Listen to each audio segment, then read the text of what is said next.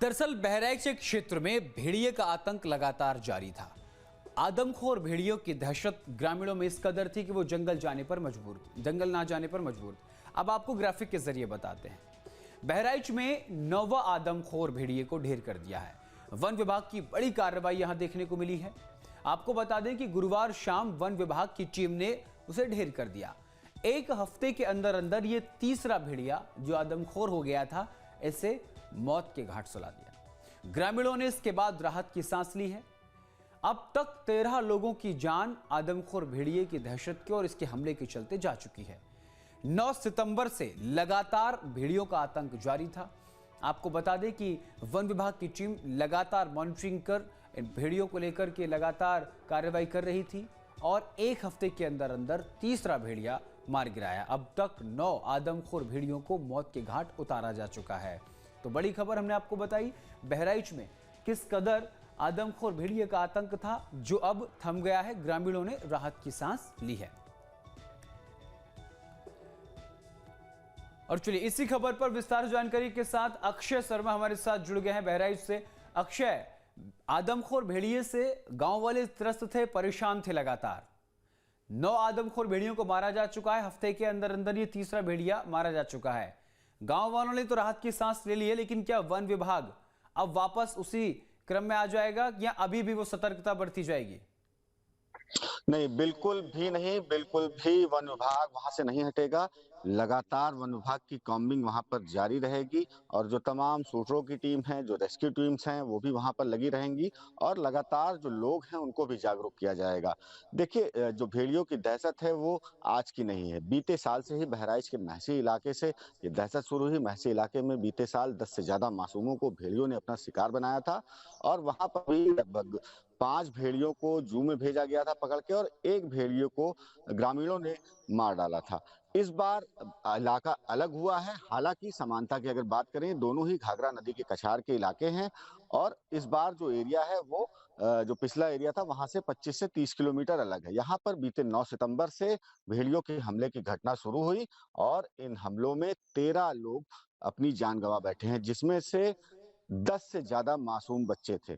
आपको एक और बात बताएं, देखिए भेड़ियों का पैटर्न इस इलाके में चेंज हुआ है। महसी इलाके में बीते साल जब हमले कर रहे थे भेड़िए, तो ये भेड़िए केवल रात में हमले कर रहे थे, लेकिन इस बार इनका पैटर्न बदला है। ये और भी ज्यादा आक्रामक हुए हैं और लगातार 24 घंटे ये हमले कर रहे हैं। बीते दिन की अगर बात करें तो कल एक भेड़िए को जब सूचना मिली कि कैसरगंज इलाके के भिरगुपुरवा में भेड़िए की मूवमेंट देखी गई है, वो गांव की तरफ आ रहा है, तो वन विभाग की टीम ने उसको पकड़ने का पहले तो प्रयास किया, लेकिन भेड़िए की आक्रामकता को देखते हुए वन विभाग ने के जो शूटर थे उन्होंने फायर किया और उस फायर में ये भेड़िया मारा गया। एक बात और, डीएफओ सुंदरेश जो अभी कल ही यहाँ पे ज्वाइन किया है, उन्होंने एक और बात बताई कि वो लगातार जो भेड़ियों का बिहेवियर है, जो चेंजेस है, उसके लिए जानकारी करने के लिए, रिसर्च करने के लिए WII देहरादून से भी संपर्क कर रहे हैं और इस बारे में और पता लगा रहे हैं कि किस तरीके से इन भेड़ियों का बिहेवियर चेंज हुआ है, क्यों ये अचानक इतने हमलावर हो गए हैं और इसके और क्या-क्या उपाय होंगे। जी बिल्कुल अक्षय, एक और सबसे बड़ी बात सामने निकल कर ये आ रही है कि क्या इस क्षेत्र में यही 9 आदमखोर भेड़िए थे या इनके बाद और भी हैं? क्या और अलग जगहों से, बहराइच के अलग अलग कोनों से आदमखोर भेड़ियों के हमले की खबर आ रही थी कि पर्टिकुलर एक गांव से ही ये खबर सामने आ रही थी?